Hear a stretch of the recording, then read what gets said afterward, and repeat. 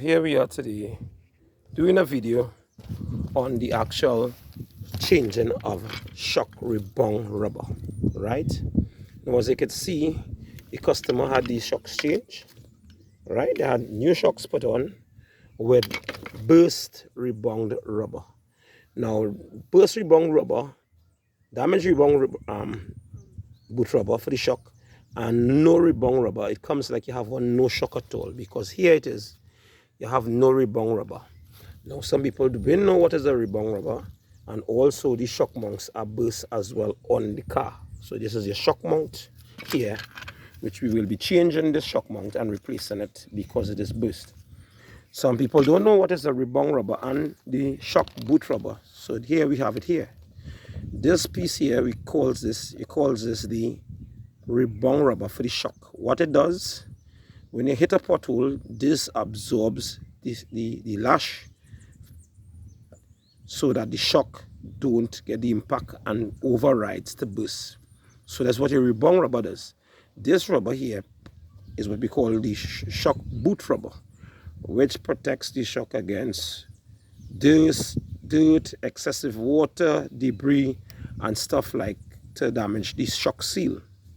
So changing shocks and not replacing these parts, if it is bad, comes like you are wasting time and money, because eventually once dust gets back in the shock, on the shock shaft, and gets back to in the shock here by the seal, the shock will not last. Therefore it forms compound which damages the seal, right? So that's one of the tips of your shocks.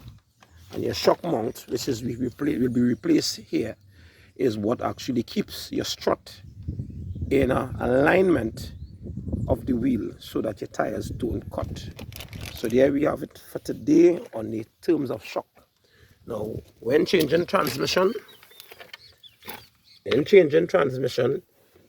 you see oil-like impression like this on your engine to the back of your flywheel. More or less your rear crankshaft seal is damaged, right? So more or less we will replace the rear crankshaft seal with a new one, okay? And that's the procedure we do when changing a transmission and come up with a problem like this. You have oil leaking from your rear engine seal. Some mechanics don't point out everything. I'm the type of mechanic which does. And I think we have here as well, we have a burst steering rack boot rubber here, which also needs to be replaced. So it protects the steering rack against any water getting inside of the steering rack.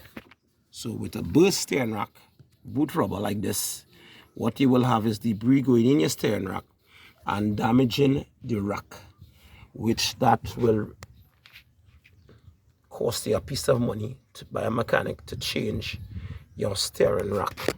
So I am just saying, take precaution. Parts that are need to change, you change them and you don't bypass them.